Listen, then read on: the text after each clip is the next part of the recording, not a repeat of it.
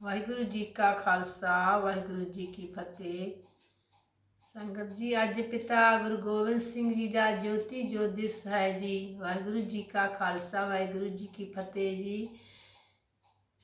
ਇਸ ਤਰ੍ਹਾਂ ਜਦ ਮਰਮ ਪੱਟੀ ਦੇ ਦਵਾਈ ਕਰਨ ਨਾਲ ਵੀ ਸਤਿਗੁਰੂ ਜੀ ਦੇ ਅਰੋਗ ਹੋਣ ਦੀ ਕੋਈ ਆਸ ਨਹੀਂ ਰਹੀ ਤਾਂ ਸਿੰਘਾਂ ਨੇ ਵੈਕਲ ਹੋ ਕੇ ਬੇਨਤੀ ਕੀਤੀ, ਸਤਿਗੁਰੂ ਜੀ ਮਹਾਰਾਜ, ਆਪ ਸਾਨੂੰ ਕਿਸ ਦੇ ਲੜ ਲਾ ਕੇ ਸੱਚਖੰਡ ਦੀ ਤਿਆਰੀ ਕਰ ਰਹੇ ਹੋ। ਦਾਤਾ, ਸਾਡੀਆਂ ਫਰਿਆਦਾਂ ਕੌਣ ਸੁਣੇਗਾ ਤੇ ਕੌਣ ਸਾਨੂੰ ਮੁਕਤ ਭਗਤ ਦਾ ਉਪਦੇਸ਼ ਦੇ ਕੇ ਸਾਡੇ ਜੀਵਨ ਸਫਲੇ ਕਰੇਗਾ। ਸਿੰਘਾਂ ਦੀ ਬੇਨਤੀ ਸੁਣ ਕੇ ਸਤਿਗੁਰੂ ਜੀ ਨੇ ਸ੍ਰੀ ਗੁਰੂ ਗ੍ਰੰਥ ਸਾਹਿਬ ਜੀ ਦਾ ਪ੍ਰਕਾਸ਼ ਕਰਾਇਆ ਅਤੇ 5 ਸਿੰਘ ਤਿਆਰ ਕਰਕੇ ਹਜ਼ੂਰੀ ਵਿੱਚ ਖੜੇ ਕਰਕੇ ਆਪ ਜੀ ਨੇ ਕਰਮਾ ਕਰਕੇ 5 ਪੈਸੇ ਤੇ ਨਾਰੀਅਲ ਅੱਗੇ ਰੱਖ ਕੇ ਸ੍ਰੀ ਗੁਰੂ ਗ੍ਰੰਥ ਸਾਹਿਬ ਜੀ ਨੂੰ ਮੱਥਾ ਟੇਕਿਆ ਅਤੇ ਵਚਨ ਕੀਤਾ ਕਿ ਅੱਜ ਤੋਂ ਦੇਵਧਾਰੀ ਗੁਰੂਆਂ ਦਾ ਸਿਲਸਿਲਾ ਬੰਦ ਕਰਕੇ ਇਸ ਬਾਣੀ ਨੂੰ ਜੋ ਆਤਮਾ ਦਾ ਪ੍ਰਕਾਸ਼ ਕਰਨ ਵਾਲੀ ਗੁਰੂ ਸਾਹਿਬ ਤਥਾ ਪ੍ਰਭੂ ਨਾਲ ਇੱਕ ਮਿਕ ਹੋਣ ਭਗਤਾਂ ਦਾ ਉਚਾਰਨ ਕੀਤੀ ਹੋਈ ਹੈ, ਗੁਰੂ ਨਾਨਕ ਸਾਹਿਬ ਜੀ ਦੀ ਗੁਰਗੱਦੀ ਉੱਤੇ ਸਥਾਪਨ ਕਰਦੇ ਹਾਂ। ਸਾਡੇ ਪਿੱਛੋਂ ਇਹ ਗੁਰੂ ਜੁਗੋ ਜੁਗ ਟਲ ਰਹੇਗਾ। ਇਸ ਗੁਰਬਾਣੀ ਦੀ ਹਜ਼ੂਰੀ ਵਿੱਚ 5 ਪਿਆਰੇ ਜੋ ਹੁਕਮ ਕਰਨਗੇ ਉਸ ਨੂੰ ਖਾਲਸਾ ਗੁਰੂ ਕਾ ਹੁਕਮ ਮੰਨ ਕੇ ਪ੍ਰਵਾਨ ਕਰੇ। ਜਿਸਨੇ ਸਾਡੇ 5 ਭੂਤਿਕ ਸਰੀਰ ਦੇ ਦਰਸ਼ਨ ਕਰਨੇ ਹੋਣ ਉਹ ਸਾਡੇ ਖਾਲਸੇ ਦਾ ਦਰਸ਼ਨ ਕਰਕੇ ਅਤੇ ਜਿਸਨੇ ਸਾਡੇ ਆਤਮ ਦਰਸ਼ਨ ਕਰਨੇ ਹੋਣ ਉਹ ਸ੍ਰੀ ਗੁਰੂ ਗ੍ਰੰਥ ਸਾਹਿਬ ਜੀ ਦਾ ਦਰਸ਼ਨ ਅਤੇ ਪਾਠ ਕਰੇ। ਆਪ ਜੀ ਨੇ ਫਰਮਾਇਆ, ਦੋਹਰਾ ਗੁਰੂ ਗ੍ਰੰਥ ਜੀ ਮਾਨਿਓ ਪ੍ਰਗਟ ਗੁਰਾਂ ਕੀ ਦੇ, ਜੋ ਪ੍ਰਭ ਕੋ ਮਿਲਵੋ ਚਾਹੇ ਖੋਜ ਸ਼ਬਦ में ले। ਕਾਰਤਕ ਸੁਦੀ ਦੂਜ ਸੰਮਤ 1765 ਵਾਲੇ ਦਿਨ ਆਪ ਜੀ ਨੇ ਖਾਲਸਾ ਪੰਥ ਨੂੰ ਸ੍ਰੀ ਗੁਰੂ ਗ੍ਰੰਥ ਸਾਹਿਬ ਜੀ ਦੀ ਤਾਬਿਆ ਕਰਕੇ ਉਹ ਪ੍ਰੋਕਤ ਬਚਨ ਕੀਤੇ ਸਨ। ਇਸ ਤਰ੍ਹਾਂ ਆਪ ਜੀ ਨੇ ਕਾਰਤਕ ਸੁਦੀ ਦੂਜ ਸੰਮਤ 1765 ਵਾਲੇ ਦਿਨ ਖਾਲਸਾ ਪੰਥ ਨੂੰ ਸ੍ਰੀ ਗੁਰੂ ਗ੍ਰੰਥ ਸਾਹਿਬ ਜੀ ਦੀ ਤਾਬਿਆ ਕਰਕੇ ਅੰਮ੍ਰਿਤ ਛਕਣ, ਕੇਸ ਰੱਖਣ, ਕਛਹਿਰਾ ਕੜਾ ਪਹਿਨਣਾ ਅਤੇ ਸ਼ਾਸਤਰਾਂ ਨੂੰ ਸਦਾ ਅੰਗ ਸੰਗ ਰੱਖਣ ਦਾ ਹੁਕਮ ਕੀਤਾ ਤੇ ਇੱਕ ਅਕਾਲ ਪੁਰਖ ਦੀ ਪੂਜਾ ਤੇ ਭਾਣਾ ਮੰਨਣਾ ਖਾਲਸੇ ਦਾ ਮੁੱਖ ਉਪਦੇਸ਼ ਸਮਝਾਇਆ। ਇਸ ਤਰ੍ਹਾਂ ਉਪਦੇਸ਼ ਧੀਰਜ ਅਤੇ ਖਾਲਸਾ ਪੰਥ ਦਾ ਉਦੇਸ਼ ਕਥਨ ਕਰਕੇ ਆਪ ਜੀ ਨੇ ਕਾਰਤਕ ਸੁਦੀ 5 ਸੰਮਤ 1565 ਨੂੰ ਆਪਣੀ ਅੰਤਮ ਤਿਆਰੀ ਕਰਕੇ ਜੈ ਤੇ ਉਪਜੀ ਤੈ ਮਿਲੀ ਸੱਚੀ ਪ੍ਰੀਤ ਸਮਾਓ ਦੇ ਵਾਕ ਅਨੁਸਾਰ ਆਪਣੀ ਜੋਤ ਜਿਸ ਮਹਾਜੋਤੀ ਵਿੱਚ ਆਈ ਸੀ ਉਸ ਵਿੱਚ ਹੀ ਲੀਨ ਕਰਨ ਵਾਸਤੇ ਖਾਲਸਾ ਨੂੰ ਹੁਕਮ ਕੀਤਾ ਕਿ ਸਾਡਾ ਅੰਗੀਠਾ ਤਿਆਰ ਕਰਕੇ ਅਤੇ ਇਸ ਦੇ 4 ਛਪੇਰੇ ਕਨਾਤਾਂ ਲਾ ਦਿਓ।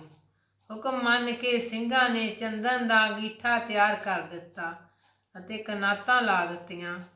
ਸਤਿਗੁਰੂ ਜੀ ਦੀ ਆਗਿਆ ਅਨੁਸਾਰ ਜਦ ਚੰਦਨ ਦੀ ਚਿਖਾ ਤਿਆਰ ਕਰਕੇ ਉਸ ਦੇ ਚਫੇਰੇ ਕਨਾਤਾਂ ਲੱਗ ਗਈਆਂ ਤਾਂ ਸਿੰਘਾਂ ਨੇ ਵਹਿਵਲ ਹੋਏ ਮਨ ਅਤੇ ਨੀਰ ਭਰਿਆ ਅੱਖਾਂ ਨਾਲ ਬੇਨਤੀ ਕੀਤੀ, ਮਹਾਰਾਜ ਜੀ, ਇੱਥੇ ਪ੍ਰਦੇਸ਼ ਵਿੱਚ ਸਾਨੂੰ ਕਿਸ ਦੇ ਆਸਰੇ ਛੱਡ ਰਹੇ ਹੋ?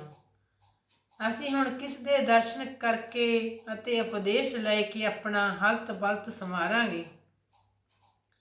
ਸਿੰਘਾਂ ਦੀ ਇਹ ਬੇਨਤੀ ਸੁਣ ਕੇ ਜਦੋਂ ਆਪ ਜੀ ਨੇ ਵੇਖਿਆ ਕਿ ਸਿੰਘ ਸਾਡੀ ਬੇਕੁੰਠ ਗਮਨ ਦੀ ਤਿਆਰੀ ਸੁਣ ਕੇ ਬਹੁਤ ਸੋਗ ਆਤਮ ਹਨ ਤਾਂ ਸਭ ਨੂੰ ਬਿਠਾਲ ਕਿ ਆਪ ਜੀ ਨੇ ਬੜੇ ਪ੍ਰੇਮ ਨਾਲ ਕਿਹਾ, ਹੇ ਪਿਆਰੇ ਸਿੰਘੋ, ਈਸ਼ਵਰ ਦੀ ਮਰਜ਼ਾਦਾ ਅਨੁਸਾਰ ਇਹ ਅਸਥੂਲ ਸਰੀਰ ਮਿਲਦੇ ਤੇ ਵਿਛੜਦੇ ਰਹਿੰਦੇ ਹਨ।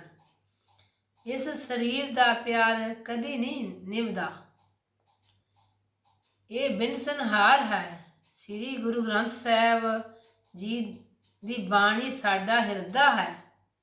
ਰਾਤ ਦਿਨ ਇਸ ਨਾਲ ਮਿਲ ਕਰਕੇ ਹਰ ਪ੍ਰਭੂ ਦਾ ਗੁਣ ਵਿੱਚ ਆਪਣੇ ਮਨ ਨੂੰ ਜੋੜਨਾ, ਜਿਸ ਨੂੰ ਆਪਣੇ ਹਲਤ ਪਲਤ ਦਾ ਸਹਾਈ ਅਤੇ ਜਮਾਂ ਦਾ ਦੁੱਖ ਨਾਸ ਕਰਨ ਵਾਲਾ ਜਾਣਨਾ। ਜੋ ਮੰਗੋਗੇ ਇਹਨਾਂ ਤੋਂ ਪ੍ਰਾਪਤ ਹੋਵੇਗਾ। ਜੈਸੇ ਕਿ ਵੱਡੇ ਗੁਰੂ ਸਾਹਿਬ ਜੀ ਦਾ ਵਾਕ ਹੈ, ਬਾਣੀ ਗੁਰੂ ਗੁਰੂ ਹੈ ਬਾਣੀ, ਵਿੱਚ ਬਾਣੀ ਅੰਮ੍ਰਿਤ ਸਾਰੇ। ਗੁਰਬਾਣੀ ਕਾ ਸੇਵਕ ਜਨ ਮਾਨਿਆ, ਪ੍ਰਤੱਖ ਗੁਰੂ ਨ ਸਤਾਰੇ। ਗੁਰਬਾਣੀ ਦਾ ਪਾਠ ਅਤੇ ਸ਼ਾਸਤਰਾਂ ਦੀ ਅਭਿਆਸ ਕਰਨਾ ਅਤੇ 10 ਗੁਰੂਆਂ ਸਾਹਿਬਾਂ ਦਾ ਇਤਿਹਾਸ ਸੁਣਨਾ। 5 ਰਹਿਤਵਾਨ ਸਿੰਘਾਂ ਨੂੰ ਮੇਰਾ ਰੂਪ ਜਾਣਨਾ। ਇਹਨਾਂ ਨੂੰ ਦਿੱਤਾ ਹੋਇਆ ਭੋਜਨ ਤੇ ਵਸਤਰ ਮੈਨੂੰ ਵੀ ਪਹੁੰਚਦਾ ਹੈ। ਜਿਹੜਾ ਸਰਦਾ ਧਾਰ ਕੇ 5 ਸਿੱਖਾਂ ਤੋਂ ਅਰਦਾਸ ਕਰਾਵੇਗਾ, ਉਸ ਦੇ ਸਰਬ ਮਨੋਰਥ ਪੂਰਨ ਹੋਣਗੇ।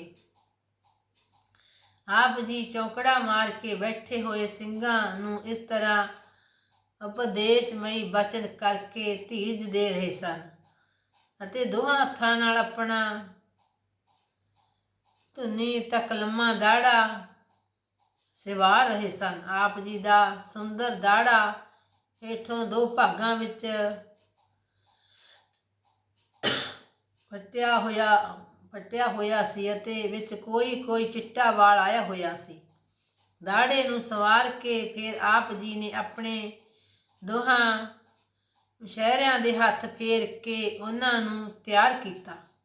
ਇਸ ਤਰ੍ਹਾਂ ਜਦ ਅੱਧੀ ਰਾਤ ਬੀਤ ਗਈ ਤਾਂ ਆਪ ਜੀ ਨੇ ਜਪਜੀ ਸਾਹਿਬ ਦਾ ਪਾਠ ਕੀਤਾ।